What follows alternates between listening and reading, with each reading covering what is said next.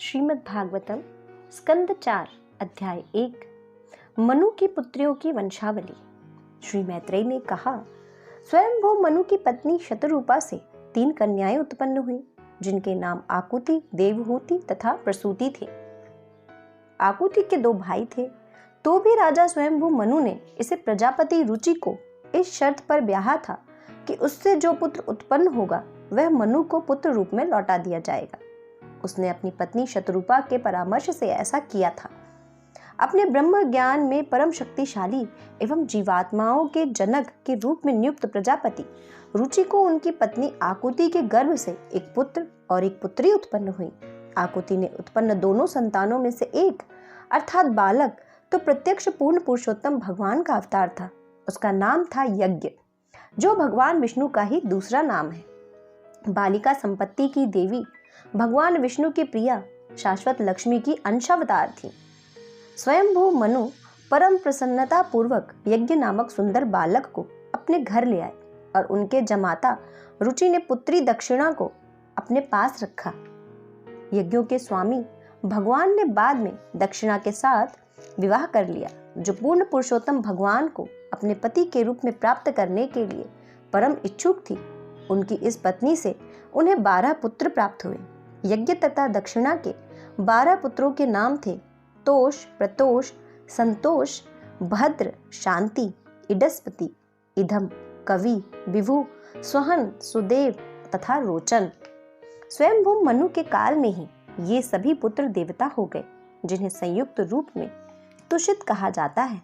मरीचि सप्त ऋषियों के प्रधान बन गए और यज्ञ देवताओं के राजा इंद्र बन गए। स्वयंभू मनु के दोनों पुत्रों प्रियव्रत तथा उत्तानपाद अत्यंत शक्तिशाली राजा हुए और उनके पुत्र तथा पौत्र उस काल में तीनों लोकों में फैल गए। हे पुत्र, स्वयंभू मनु ने अपनी परम प्रिय कन्या देवहूति को कर्दम मुनि को प्रदान किया। मैं इनके संबंध में तुम्हें पहले ही बता चुका हूँ और तुम उनके विषय में प्राय पूरी तरह सुन चुके हो। स्वयंभू मनु ने प्रसूति नामक अपनी कन्या ब्रह्मा के पुत्र दक्ष को दे दी, जो प्रजापतियों में से एक थे। दक्ष के वंशज तीनों लोकों में फैले हुए हैं। मैं तुम्हें कर्दम मुनि की 9 कन्याओं के विषय में पहले ही बतला चुका हूं कि वे 9 विभिन्न ऋषियों को सौंप दी गई थी। अब मैं इन 9 कन्याओं की संतानों का वर्णन करूंगा। तुम मुझसे अनेक विषय में सुनो। कर्दम मुनि की पुत्री कला का ब्याह मरीचि से हुआ, जिससे 2 संतानें हुई, जिनके नाम थे कश्यप तथा पूर्णिमा। इनकी संतानें सारे विश्व में फैल गईं। हे विदुर, कश्यप तथा पूर्णिमा नामक 2 संतानों में से पूर्णिमा के 3 संतानें उत्पन्न हुई, जिनके नाम विरज, विश्वग तथा देवकुल्या थे। इन तीनों में से देवकुल्या श्री भगवान के चरण कमल को धोने वाला जल थी, जो बाद में स्वर्गलोक की गंगा में बदल गई। अत्रि मुनि की पत्नी अनुसुईया ने 3 सुप्रसिद्ध पुत्र उत्पन्न किए। ये थे सोम, दत्तात्रेय तथा दुर्वासा, जो भगवान ब्रह्मा, विष्णु तथा शिव के अंशावतार थे। सोम ब्रह्मा के, दत्तात्रेय भगवान विष्णु के और दुर्वासा शिव जी के अंश प्रतिनिधि स्वरूप थे। यह सुनकर विदुर ने मैत्रेय से पूछा, हे गुरु, ब्रह्मा, विष्णु तथा शिव, जो कि संपूर्ण सृष्टि के सृष्टा, पालक तथा संहारक हैं, अत्रि मुनि की पत्नी से किस प्रकार उत्पन्न हुए? मैत्रेय ने कहा, अनुसुईया से विवाह कर लेने के बाद जब अत्रि मुनि ने ब्रह्मा ने वंश चलाने के लिए आदेश दिया, तो वे अपनी पत्नी के साथ कठोर तपस्या करने के लिए ऋक्ष नामक पर्वत की घाटी में गए। उस पर्वत की घाटी में निर्विंध्या नामक नदी बहती है। इस नदी के तट पर अनेक अशोक के वृक्ष तथा पलाश पुष्पों से लदे अन्य पौधे हैं। वहां झरने से बहते हुए जल की मधुर ध्वनियां सुनाई पड़ती हैं। वे पति तथा पत्नी ऐसे सुरम्य स्थान में पहुंचे। वहां पर मुनि ने यौगिक प्राणायाम के द्वारा अपने मन को स्थिर किया और फिर समस्त आसक्ति पर संयम करते हुए बिना भोजन खाए केवल वायु का सेवन करते रहे और 100 वर्षों तक एक पांव पर खड़े रहे। वे मन ही मन सोच रहे थे कि जो संपूर्ण जगत के स्वामी हैं और मैं जिनकी शरण में आया हूँ, वे प्रसन्न होकर मुझे अपने ही समान पुत्र प्रदान करें। जब अत्रि मुनि गहन तप साधना कर रहे थे, तो उनके प्राणायाम के कारण उनके सिर से एक प्रज्वलित अग्नि उत्पन्न हुई, जिसे तीनों लोकों के 3 प्रमुख देवों ने देखा। उस समय ये तीनों देव स्वर्गलोक के वासियों तथा अप्सराओं, गंधर्वों, सिद्धों, विद्याधरों तथा नागों समेत अत्रि के आश्रम पहुंचे। इस प्रकार वे उस मुनि के आश्रम में प्रविष्ट हुए जो उनकी तपस्या के कारण विख्यात हो चुका था। मुनि एक पैर पर खड़े थे, किंतु उन्होंने जो ही देखा कि तीनों देव उनके समक्ष प्रकट हुए हैं, तो वे उन्हें देखकर इतने हर्षित हुए कि अत्यंत कष्ट होते हुए भी वे एक ही पांव से उनके निकट पहुंचे। तत्पश्चात उन्होंने उन तीनों देवों की स्तुति की जो अपने अपने वाहनों, बैल, हंस तथा गरुड़ पर सवार थे और अपने हाथों में डमरू, कुश तथा चक्र धारण किए थे। मुनि ने भूमि पर गिरकर उन्हें दंडवत प्रणाम किया। अत्रि मुनि यह देखकर अत्यधिक प्रमुदित हुए कि तीनों देव उन पर कृपालु हैं। उनके देव उन देवों के शरीर के तेज से चकाचौंध हो गए। अतः उन्होंने कुछ समय के लिए अपनी आंखें मूंद ली, किंतु पहले से उनका हृदय इन देवों के प्रति आकृष्ट था। अतः जिस प्रकार उन्होंने होश संभाला और वे हाथ जोड़कर ब्रह्मांड के प्रमुख अधिष्ठाता देवों की मधुर शब्दों में स्तुति करने लगे। अत्रि मुनि ने कहा, हे ब्रह्मा, हे विष्णु, हे शिव, आपने भौतिक प्रकृति के तीनों गुणों को अंगीकार करके अपने को 3 शरीरों में विभक्त कर लिया है। जैसा कि आप प्रत्येक कल्प में दृश्य जगत की उत्पत्ति, पालन तथा संहार के लिए करते आए हैं, मैं आप तीनों को सादर नमस्कार करता हूँ और जानना चाहता हूँ कि मैंने अपनी प्रार्थना में आप में से किसको बुलाया था। मैंने तो पूर्ण पुरुषोत्तम भगवान के ही समान पुत्र की इच्छा से उन्हीं का आवाहन किया था और मैंने उन्हीं का चिंतन किया था। यद्यपि वे मनुष्य की मानसिक कल्पना से परे हैं, किंतु आप तीनों यहाँ पर उपस्थित हुए हैं। कृपया मुझे बताएं कि आप यहाँ कैसे आए हैं, क्योंकि मैं इसके विषय में अत्यधिक मोहग्रस्त हूँ। मैत्रेय मुनि ने कहा। अत्रि मुनि को इस प्रकार बोलते सुनकर तीनों महान देव मुस्कुराए और उन्होंने मृदु वाणी में इस प्रकार उत्तर दिया। तीनों देवताओं ने अत्रि मुनि से कहा, हे ब्राह्मण, तुम अपने संकल्प में पूर्ण हो, अतः तुमने जो कुछ निश्चित कर रखा है वही होगा, उससे विपरीत नहीं होगा। हम सब वे ही पुरुष हैं जिनका तुमने ध्यान किया, इसलिए हम सब तुम्हारे पास आए हैं। हे मुनिवर, हमारी शक्ति के अंश स्वरूप तुम्हारे पुत्र उत्पन्न होंगे और हम तुम्हारे कल्याण के कामी हैं। अतः वे पुत्र तुम्हारे यश का संसार भर में विस्तार करेंगे। इस प्रकार उस युगल के देखते ही देखते तीनों देवता ब्रह्मा, विष्णु तथा महेश्वर अत्रि मुनि को वर देकर उस स्थान से ओझल हो गए। तत्पश्चात ब्रह्मा के आंशिक विस्तार से सोमदेव उत्पन्न हुए, विष्णु से परम योगी दत्तात्रेय तथा शंकर शिवजी से दुर्वासा उत्पन्न हुए। अब तुम मुझसे अंगिरा के अनेक पुत्रों के संबंध में सुनो।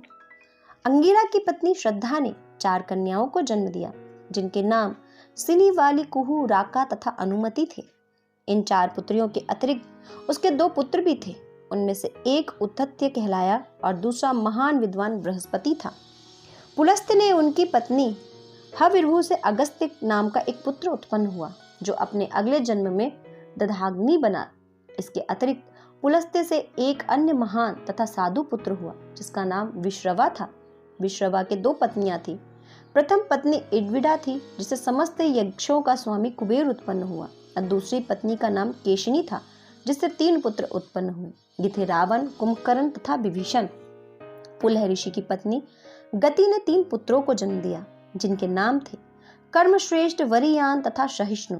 ये सभी महान साधु थे।